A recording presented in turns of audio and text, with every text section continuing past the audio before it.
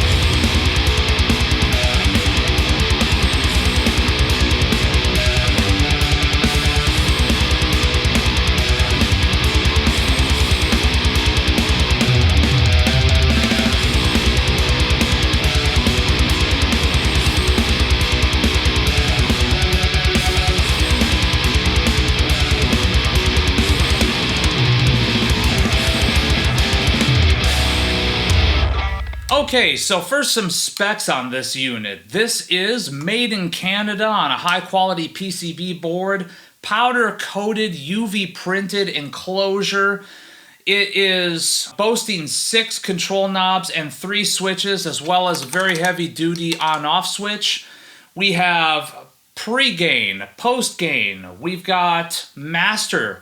We have bottom, which is bass, body, which is mid, and we have edge, which is treble. The 3 different switches, we have a bright switch, which only functions on the lower gain setting, which, by the way, we have a gain switch right here. Bottom is low gain, top is high gain. Finally, we have a mid-shift switch right here, which changes the overall mid-range character of that body knob. So coming to us from Master Effects out of Canada, this is yet another in their line of higher gain preamp pedals that kind of emulates something that was more of a niche in the market, much like the Master Effects Marauder pedal that we checked out that was based off of the 8100 valve state. This is actually based off of another amp that is kind of hallowed in old school death metal lore, that being the old school blue stripe Peavey Bandit. For those of you guys that don't know what that is famous for, throw an HM2 in front of a Peavey Bandit and you'll see what it's famous for. That is kind of in the annals of Swedish death metal lore, kind of how they originally got that awesome Swedish buzzsaw tone in the first place. It's not just the Boss HM2 with all the knobs dimed, it's running it into a Peavey Bandit. Mic that up and you ended up getting that awesome tone that was present on all those old school Sunlight Studios records. This is Tim's take on that particular preamp circuit. There is a noticeable difference here in that there is a master knob. The master knob was added because, according to the description on the website, it's something where the post is really meant as the volume control for the pedal itself, but when tweaking the post knob, you tend to get a lot of tone shaping out of that post knob too. So the master knob was added as a means of sort of still controlling the volume, but while keeping a sweet spot with that post knob for whatever tone you happen to find along the way. pretty cool option in my opinion.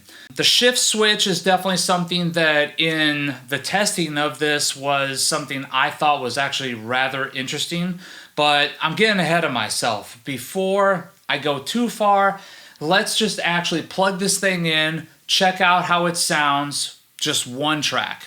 For the purposes of this tone demo, I will be utilizing my Framus Pantera, which is loaded with Lawler DB humbuckers, because I kind of feel like this pedal responded a little bit better to higher output pickups in my opinion. Okay, so first the clean tone. This is going into the effects return of the Dover DA50 with the Marauder bypassed.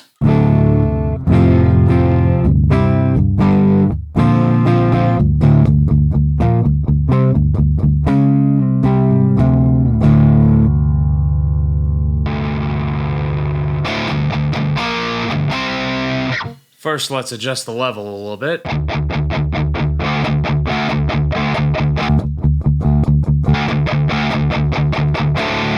Okay, I think that's kind of matching the level a little bit.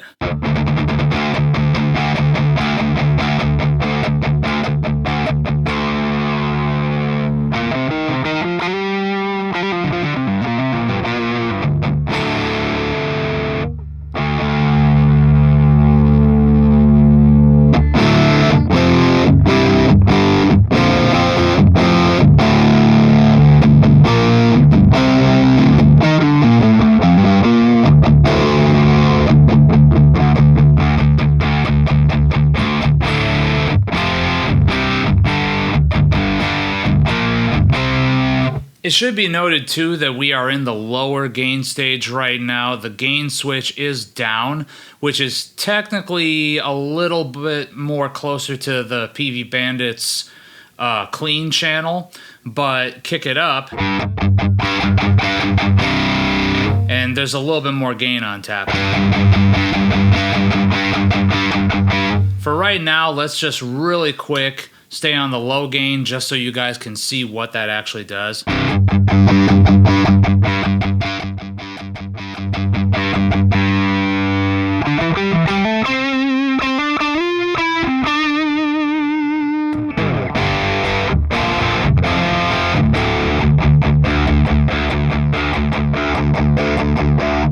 The body control, which is more of like a mid-range control, is super wide sweeping. So it changes dramatically with like the slightest turns.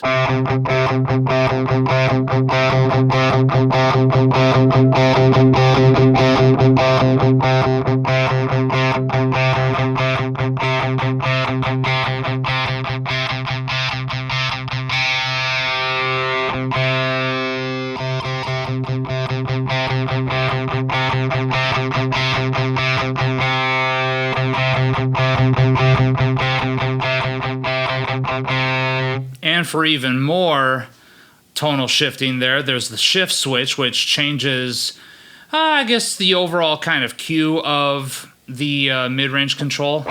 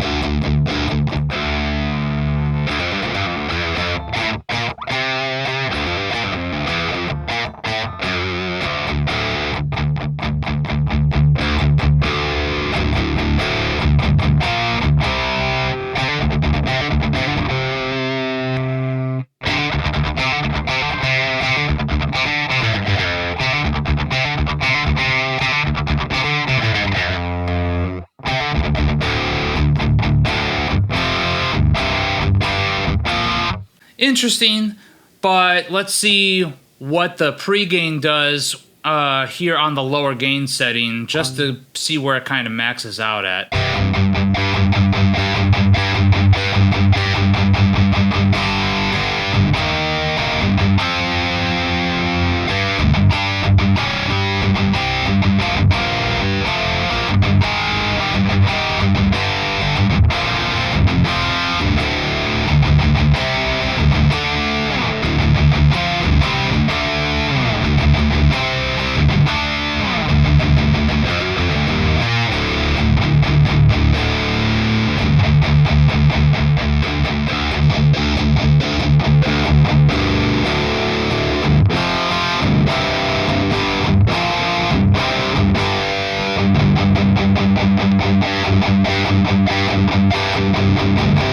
The bright switch does give a little bit more top end.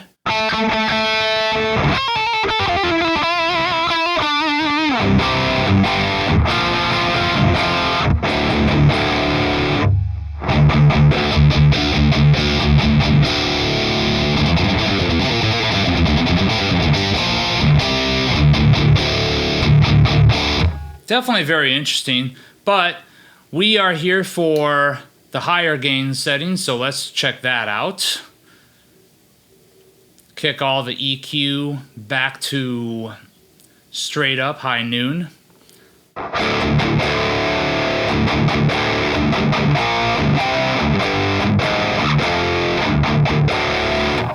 And that's not bad at all, kind of tasty.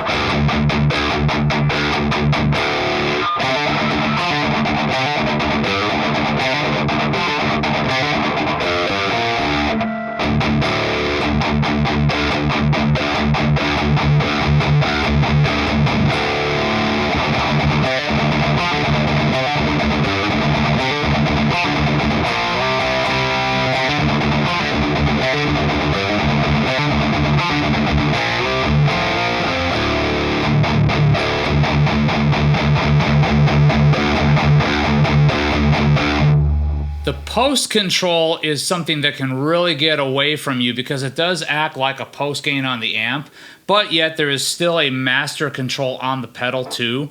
So this is something that really tends to thicken things up super fast, so use it sparingly.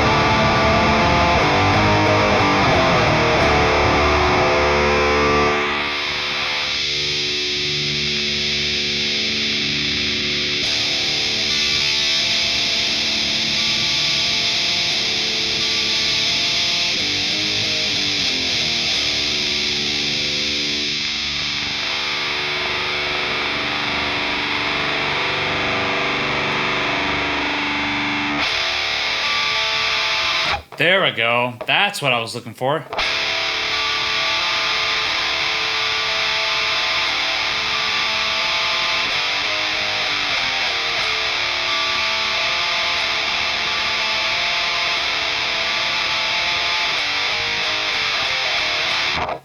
Something nice and cold.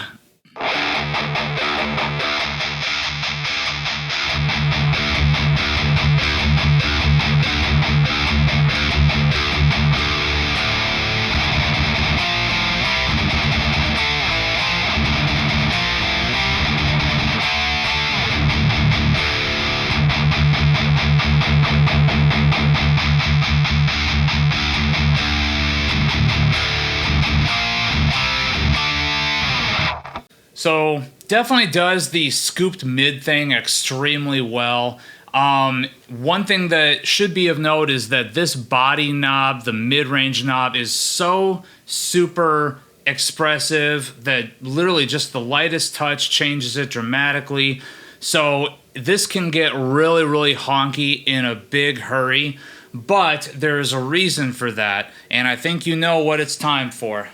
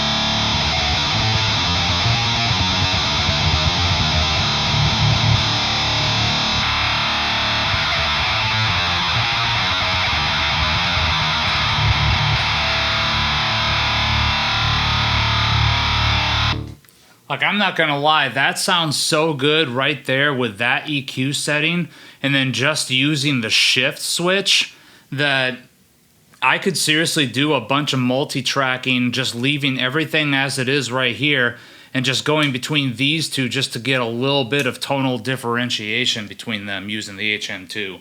This is so fucking gnarly and so versatile. I'm absolutely loving this.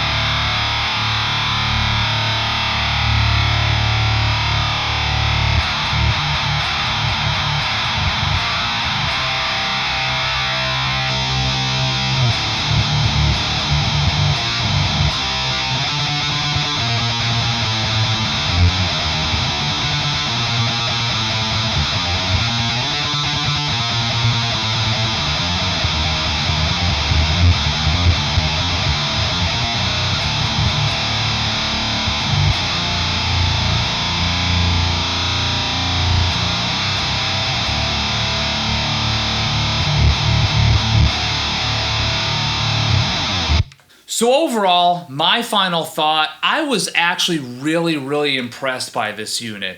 It definitely has a certain character to it that is interesting. Niche would probably be the best way to describe it. It definitely has that sort of like slightly cheaper, solid state-ish tone to it that you typically found a lot of in the late 80s, early 90s. So it's not exactly the most rich and full-bodied of tones. That being said, if you were to use this just by itself without running anything into it, or with running, say, an overdrive into it to boost it a little bit, it really benefits in the mix from multi-tracking. Dialing back a little bit of the pre-gain, dialing back a little bit of the bass so that it doesn't get woofy, and then just kind of multi-tracking several different takes through it tended to yield some nice, thick, richer results from this. But let's be honest, where this thing really shines is exactly what we've all heard about. Put a dimed HM2 in front of this thing and it is brutality. It is fucking awesome. I also love the fact that that body control is so expressive that literally you can find so many useful HM2 tones just from dialing that thing back and forth. Subtle movements, because even the tiniest movement yielded dramatic results. I also love this switch right here for the shift. It's so awesome. You get that one sweet spot little EQ setting. In my opinion, a little something like that, with the bass and the mid kind of pointing like this direction, but with the treble just a little bit above noon, like maybe about 1 o'clock, 1:30 or so. And just using the shift switch between the two yielded two dramatically different tones that played extremely well together when multi-tracking. Kind of on slightly opposite ends of the HM2 spectrum, but really super useful, and they blended perfectly. It was awesome.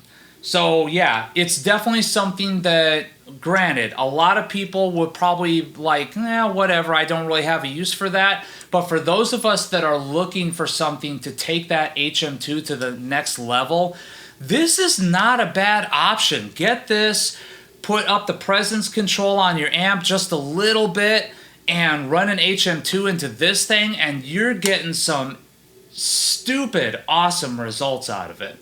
In my opinion, that's what makes this a winner. But Arnold, what are you drinking today? I am so glad that you asked. Let's go to the beer fridge and let's find out. Today, I am having something that I was recently exposed to, just kind of hanging out with my wife and some of her friends. We ended up at this place called Whitestone Brewery in Cedar Park, Texas, which is the next suburb, just kind of in that direction, I want to say. And this was kind of my favorite beer in the entire brewery. This is Whitestone Converter Kush. And this is probably one of the best Kushes that I've ever had.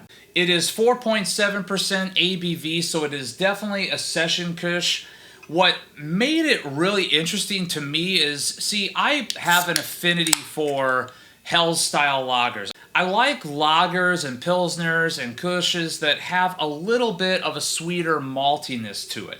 And that is definitely what you get out of this.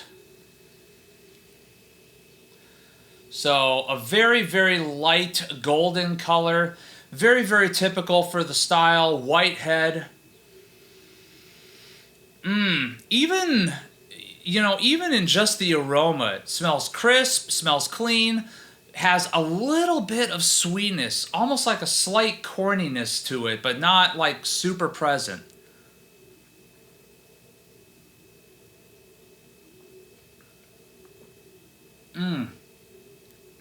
It's just, as far as a Kush goes, this is just really full-bodied. It's really mouth-filling. You definitely get that subtle maltiness to it.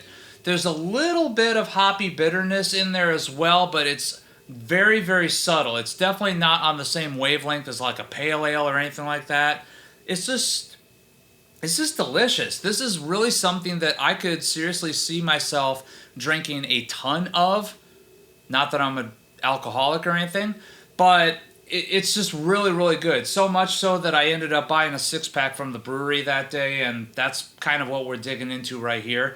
I really, really like this. This is kind of awesome. So if you're ever in Central Texas, the Austin area, head up to Whitestone Brewery in Cedar Park. They are not paying me to say this. I just had a blast at that place, and this was a fantastic beer that I'm very, very happy to partake in yet again. So thank you guys so much for tuning in. Please remember to like this video, subscribe to this channel. There is tons more metal guitar-oriented content to come. And remember, please, take what you do seriously. Do not take yourselves too seriously.